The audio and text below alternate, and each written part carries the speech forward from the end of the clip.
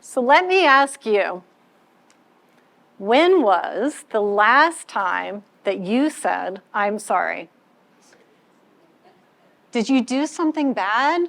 Did you hurt someone physically or emotionally?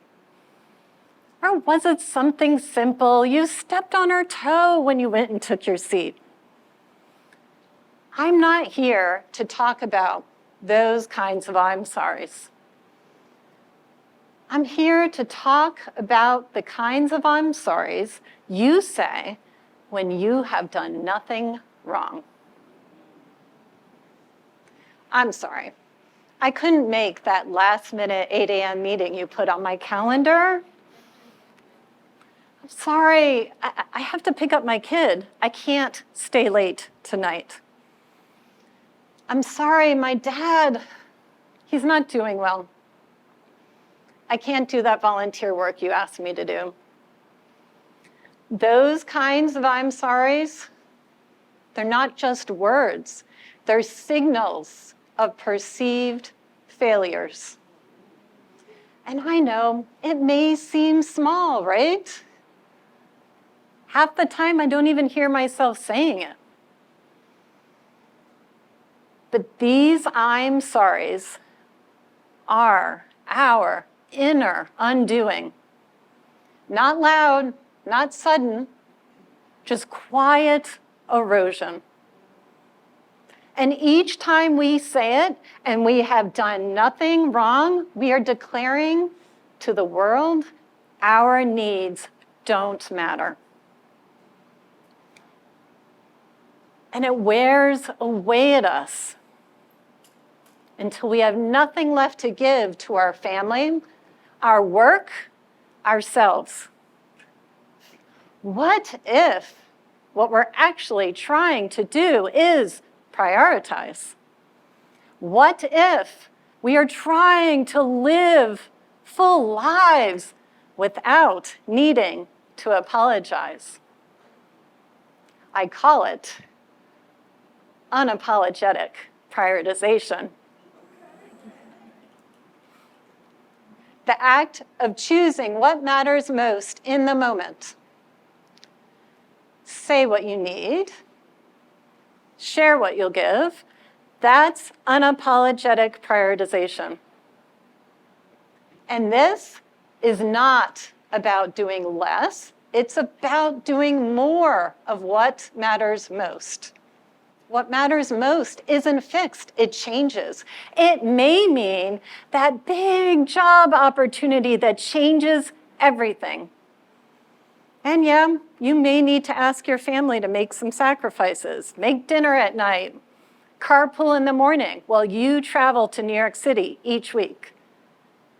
Sometimes it's just reframing what success looks like at work so you can go home and have the time and the energy to meet the needs of that struggling teenager.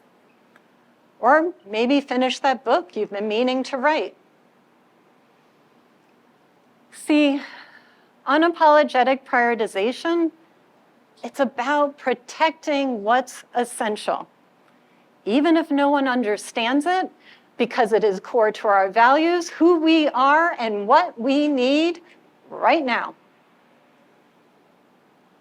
And I'm not here to say we need to do it alone. I am here to say that this unapologetic prioritization, it is no solo act.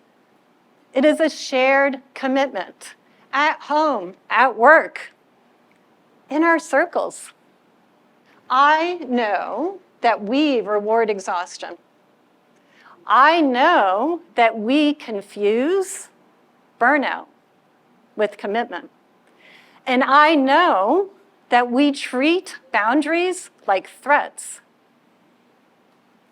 I have known leaders who never saw it coming until sarcasm pushed everyone away, until they won that big win, but felt nothing, until they were finally pushed out. And that's when they had the moment to realize that they needed help long ago. So this community-based, unapologetic prioritization, it is no easy lift, right? So let's start first with a simple first example. Instead of saying, I'm sorry, I need to pick up my kid, say, thank you for understanding, we'll regroup in the morning. It's not about being difficult, it's about being clear. Okay, another example. Back in my ad agency days, the moments leading up to a big pitch was all-nighters and absolute chaos. One of those nights, I said to my team, my brain, it shuts off at 9 p.m. I'll be up at 4 a.m. to clean it up. And yes, how is 4 a.m. any better? Well, my brain, it works better after a night's sleep.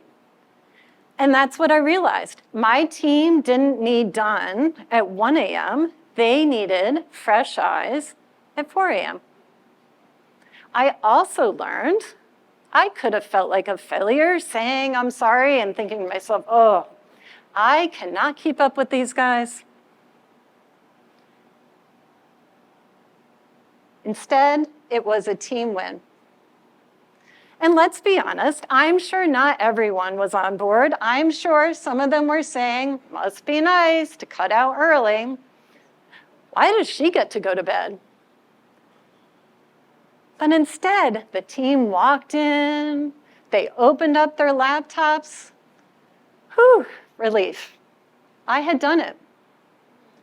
And that's the shift for you and for those watching you go first.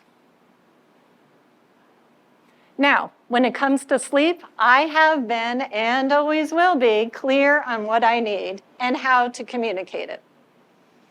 But we may not always know what we need until someone we care about shines a mirror in our face and lets us know.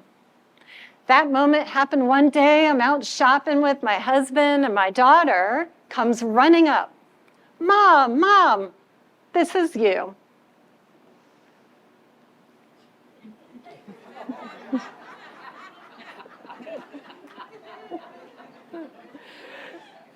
Yes, my daughter handed me a coaster, which read, I have 2 modes, namaste and I cut you. Not literally, mind you, of course.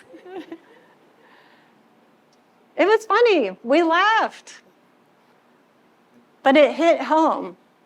I realized I was holding it all together. And then I would snap and I would lash out at my husband, at my daughter. And that's the second step of unapologetic prioritization. Sometimes others are going to see what you need first. We need to be willing to receive it and then do something about it. Now, the third step is actually being open to other people's needs, which is really hard. When the pressure is mounting and your job is on the line. I used to think, no problem, I'll get ahead of it. I'll just change jobs. That didn't work, did it? Each time I was recruited away to work for another company, I was asked to transform something. And of course, I delivered. But transformation and change, these are hard things. So of course, every time I made someone feel badly, of course I would say I'm sorry. Now remember, not for what I did, because I delivered, for how I made them feel. And that wore away at me, at my conviction, at my sense of belonging. I realized I was so focused on leading that I didn't leave time to actually really see how they were feeling and make sure that they were feeling heard. So this third step, yes, make sure you know what matters most to you and leave space for what matters most to others. Okay, now we've gone through the 3 steps. Here's the hard part. Our brains don't let go of habits overnight. And I believe we can all agree at this point, saying I'm sorry is a bit of a habit. We are wired for protection, not prioritization. And this survival brain, unlike the rest of our bodies, it feels like it gets stronger as we get older. It spots danger and reacts. We shrink or lash out or people please or control. The result is what psychologists describe as negativity bias. It's when our brains have the tendency to hold on to one bad experience or one doubt, and then that outweighs everything else. And then you have nothing left to give. And the next thing you know, we are saying, I'm sorry, all the time. The good news, we can learn how to reframe our brains. But remember, like I said in the beginning of the talk, you can't do this alone. We need to catch each other. We need to call each other out. Reframe together. So, how about we create an I'm sorry jar? Or simply put a sticky note on someone's computer. Or simply say, that's not selfish, that's smart. Because when we do, we feel less like failures and we end our days feeling satisfied. So today, I'm not perfect.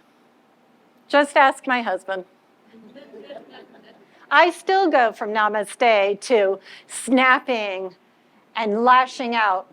But I catch my failure mindset faster, and I say what I need, and I share what I'll give. And I model that behavior so others feel empowered to do the same. So let me ask you, what would it look like if you stopped saying, I'm sorry, for what matters most? And what would it look like if you modeled prioritization not as something selfish, but as something contagious? Because when you do, we all benefit. And the next thing you know, we are all living a prioritized life, and we are leading others to do the same. So say what you need, share what you'll give. That is unapologetic prioritization, and we do it together. Thank you.